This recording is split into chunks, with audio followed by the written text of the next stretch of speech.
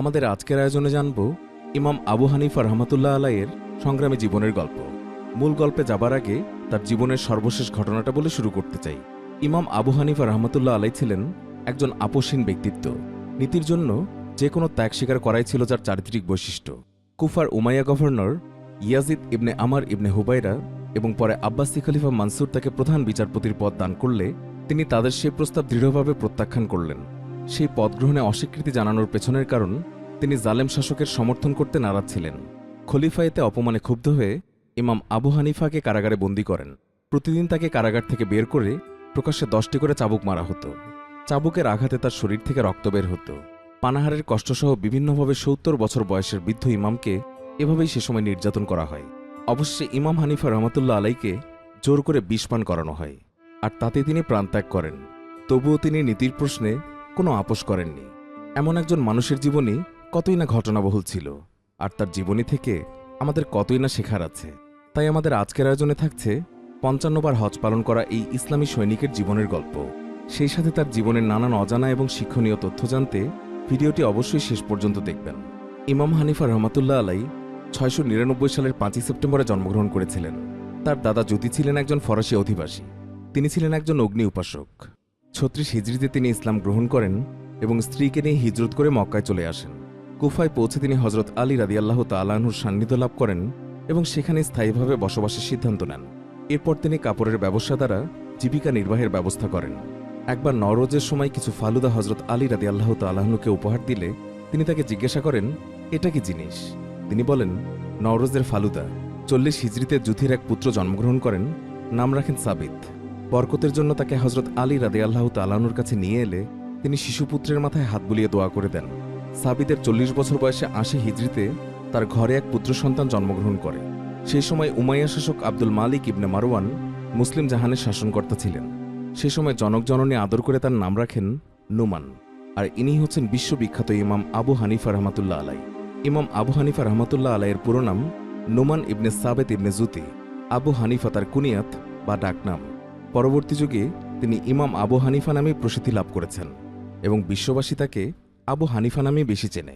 বিখ্যাত ব্যবসায়ী পরিবারের সন্তান হওয়ার কারণে ইমাম আবু হানিফা রহমাতুল্লাহ আলাই ছোটবেলা থেকেই পারিবারিক ব্যবসায় জড়িয়ে পড়েন। লেখাপড়ার প্রতি তার কোনো আগ্রহ ছিল না, কিন্তু 19 বা 20 বছরের দিকে ইমাম সাবির রহমাতুল্লাহ আলাইয়ের নজরে পড়েন তিনি। ইমাম সাবির রাদিয়াল্লাহু তাআলা আনহু তাকে ডেকে তিনি জ্ঞান অর্জনে উৎসাহিত করেন। সে সময় সাবিরের ক্ষণিক সান্নিধ্য তার জীবনের মোড় বদলে দেয়। তিনি জ্ঞান অর্জনের প্রতি প্রচণ্ড আগ্রহী হয়ে ওঠেন। ব্যবসার পাশাপাশি সমান গুরুত্ব দিয়ে জন্মভূমি কুফার বড় বড় শায়েখদের থেকে জ্ঞানার্জন শুরু করেন। তার জন্মস্থান কুফার বড় বড় শায়েখদের থেকে তিনি বিশেষভাবে ইমাম হাম্মাদের শিষ্যত্ব বরণ করেন। ইমাম হাম্মাদ হলেন ইব্রাহিম নখির প্রিয় ছাত্র, আর ইব্রাহিম ইবনে নখি রাদিয়াল্লাহু তাআলা আনহু হাদিস ও ইলম শরীয়ত শিক্ষা লাভ করেছিলেন হজরত আলী রাদিয়াল্লাহু তাআলা আনহু এবং হজরত আবদুল্লাহ ইবনে মাসুদ রাদিয়াল্লাহু তাআলা আনহুর কাছ থেকে। ইমাম হাম্মাদ একাধারে 20 বছর ধরে পরম যত্নের সঙ্গে মেহনত করে ইমাম আবু হানিফা রহমাতুল্লাহ আলাইকে ইমামে আজম রূপে গড়ে তোলেন। ইমামে আজম শুধু কুফার প্রাজ্ঞ মুহাদ্দিস এবং ফকিহদের জ্ঞান ভাণ্ডারের উপর সন্তুষ্ট না থেকে জ্ঞান আহরণের জন্য হারামাইন শরীফাইন ভ্রমণ করেন। 130 হিজরি থেকে 136 হিজরি পর্যন্ত একটানা 6 বছর হারামাইন শরীফাইনে অবস্থান করে সেখানকার বিখ্যাত মুহাদ্দিসদের কাছ থেকে তিনি সে সময় হাদিস আহরণ করেন। ঐতিহাসিকদের মতে তিনি প্রায় 4000 মুহাদ্দিস থেকে হাদিস শিক্ষা লাভ করেছিলেন। অন্যদিকে অনেক আগেই ইমাম আবু হানিফা রহমাতুল্লাহ আলাই ব্যবসায়িক জীবনে প্রবেশ করেন। ইমাম আবু হানিফা রহমাতুল্লাহ আলাইয়ের প্রাথমিক জীবন কেমন ছিল এই বিষয়ে ঐতিহাসিকগণ বেশি কিছু উদ্ধৃত করেননি। তিনি ছিলেন একজন প্রসিদ্ধ কাপড় ব্যবসায়ী। ইমাম আবু হানিফার পৈতৃক পেশা ছিল কাপড়ের ব্যবসা। ইরান থেকে শুরু করে ইরাক, সিরিয়া এবং হেজাজ পর্যন্ত বিখ্যাত অঞ্চলব্যাপী বিপুল পরিমাণ মূল্যবান রেশমি কাপড়ের আমদানি ও রফতানি হতো, আর এসবই দেখাশোনা করতেন ইমাম আবু হানিফা রহমাতুল্লাহ আলাই। পৈতৃক এই ব্যবসা সুবাদেই তিনি প্রচুর বিত্তের মালিক ছিলেন।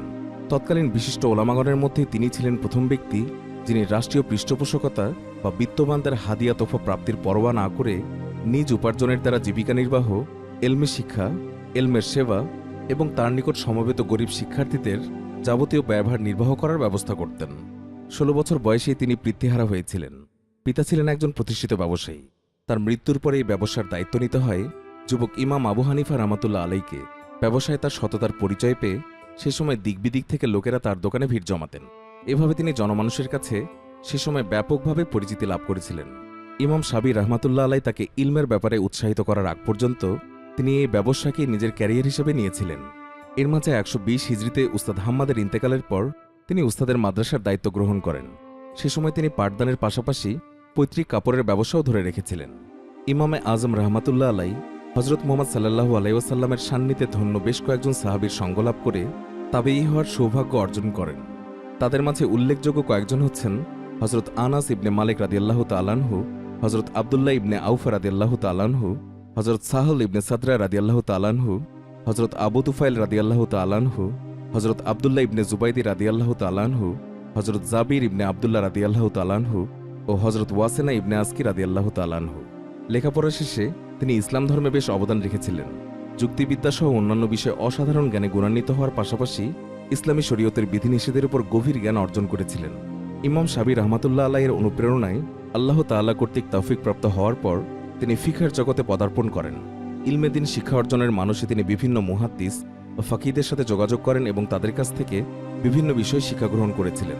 ফিকার উপর তার এত আগ্রহ সৃষ্টি হয়েছিল যে তিনি হাম্মাদ ইবনে আবু সুলাইমান রহমাতুল্লাহ আলাইয়ের সান্নিধ্যে সুদীর্ঘ 18টি বছর ইলমে দিনী শিক্ষা অর্জনে সে সময় তারই কাছে কাটিয়েছিলেন। কুরআন হাদিস গবেষণা তথা ইস্তিহাদের ক্ষেত্রে তার অবদান সত্যি অনস্বীকার্য।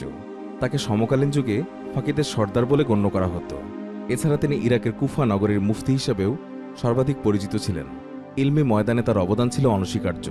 ইমাম আবু হানিফা রহমাতুল্লাহ আলাই হানাফি মাযহাবের প্রবর্তক ছিলেন।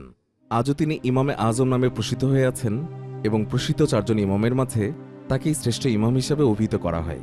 বর্তমানে ইরাক, চীন, ভারত, পাকিস্তান এবং বাংলাদেশ সহ পৃথিবীর কোটি কোটি মানুষ নিজেদের জীবন চলার পথে উদ্ভূত সমস্যার সমাধানে ইসলামের দিক নির্দেশনা হিসাবে তার মাযহাবকে মেনে চলেন। এমনকি উসমানী সাম্রাজ্যের অন্তর্গত এলাকাসমূহে আবু হানিফা রহমাতুল্লাহ আলাইয়ের মাযহাবকে সে সময় রাষ্ট্রীয়ভাবে প্রয়োগ করা হয়। ইমাম আবু হানিফা রহমাতুল্লাহ আলাই সেই সৌভাগ্যবান যিনি 55 বার পবিত্র হজ ব্রত পালন করেছেন বলে প্রমাণ পাওয়া যায়। প্রত্যেক সফরে তিনি মক্কা মদিনার স্থানীয় এবং বহিরাগত উলামা, মাশায়েখ এবং মুহাদ্দিসদের সঙ্গে সাক্ষাৎ করতেন। ইমাম আবু হানিফা রহমাতুল্লাহ আলাইয়ের প্রশংসা নিয়ে জগৎবিখ্যাত ওলামায়ে কেরামদের বেশ কিছু বক্তব্য পাওয়া যায়। তার মাঝে উল্লেখযোগ্য কয়েকজনের বক্তব্য আমরা এখন উল্লেখ করছি। 1. তার ইন্তিকালের সংবাদ শুনে শুবা ইবনে হাজ্জাজ আল-আতকি রহমাতুল্লাহ আলাই বলেন, ইমাম আবু হানিফা রহমাতুল্লাহ আলাইয়ের সাথে কুফার ফিকা চলে গেছে। আল্লাহ তাআলা তার এবং আমাদের উপর রহমত করুন। 2. ইমাম শাফিঈ রহমাতুল্লাহ আলাই বলেছেন, ফিকাহের ব্যাপারে মানবজাতি ইমাম আবু হানিফা রহমাতুল্লাহ আলাইয়ের পরিবারভুক্ত। 3. আহমদ ইবনে হাম্বল রহমাতুল্লাহ আলাই বলেছেন, তিনি ইলম, তাকওয়া, জুহদ এবং আখিরাতকে অগ্রাধিকার দেওয়ার ব্যাপারে ছিলেন সত্যি অতুলনীয়। 4. ইমাম ইবনে তাইমিয়া রহমাতুল্লাহ আলাই বলেছেন, যদিও কিছু বিষয়ে লোকেরা ইমাম আবু হানিফা রহমাতুল্লাহ আলাইয়ের বিরোধিতা করে থাকেন, এমনকি তার সিদ্ধান্ত দেয়া বিষয়গুলোকে প্রত্যাখ্যান করেন, তবে কেউ কখনোই তার জ্ঞান গরিমা কিংবা বুঝশক্তি নিয়ে কোনোদিনও সন্দেহ করেননি। 5. ইমাম ইয়াহিয়া ইবনে মুইন রহমাতুল্লাহ আলাই বলেছেন, তিনি হাদিস গ্রহণের ক্ষেত্রে নির্ভরযোগ্য এবং নিরাপদ ব্যক্তি ছিলেন। আমি কাউকে শুনিনি তাকে দুর্বল বলতে। ইমাম আবু হানিফা রহমাতুল্লাহ আলাই তার জীবদ্দশায় বহু গ্রন্থ রচনা করেছেন। তার রচিত গ্রন্থের অধিকাংশই পৃথিবীর বিভিন্ন মিউজিয়ামে এবং গ্রন্থাগারে পাণ্ডুলিপি আকারে সংরক্ষিত রয়েছে। এর মাঝে তার অনেক গ্রন্থই পরবর্তীতে মুদ্রিত হয়েছে। কয়েকটির একাধিক সারা রচিত হয়েছে। ইমাম আবু হানিফা রহমাতুল্লাহ আলাইয়ের করুণ মৃত্যুর পর তার জানাজায় অনেক লোক সমাগম হয়েছিল। ইতিহাসবিদ খাতিবের পক্ষ থেকে বলা হয়, তার জন্য লোকজন মৃত্যুর 20 দিন পর্যন্ত প্রার্থনা করেছিল। পরবর্তীতে অনেক বছর পর বাগদাদের পাশে আধামিয়াতে আবু হানিফ মসজিদ নামে একটি মসজিদ প্রতিষ্ঠা করা হয় ইমাম আবু হানিফা রহমাতুল্লাহ আলাইয়ের নামে। 1508 সালে সাফাভি সাম্রাজ্যের শাহ ইসমাইল আবু হানিফা এবং আব্দুল কাদের জিলানির মাজার সহ অন্যান্য সুন্নি নিদর্শন ধ্বংস করে দেন। 1533 সালে উসমানীয়রা পুনরায় ইরাক দখল করার পর সে সময় মাজার সহ অন্যান্য সুন্নি নিদর্শন পুনর্নির্মাণ করা হয়। এই পৃথিবীতে বহু ক্ষণজন্মা ব্যক্তি ইসলামের সেবা করে ইসলামের ইতিহাসে অমর হয়ে রয়েছেন। ইমামে আজম হজরত আবু হানিফা রহমাতুল্লাহ আলাই তাদের মাঝেই একজন উজ্জ্বল নক্ষত্র। ইসলামের সেবার পাশাপাশি তিনি নিজের ন্যায় ও নীতির কাছে কতটা দায়বদ্ধ ছিলেন সেটি তার মৃত্যুবরণের ঘটনায় পরিষ্কার হয়ে যায়।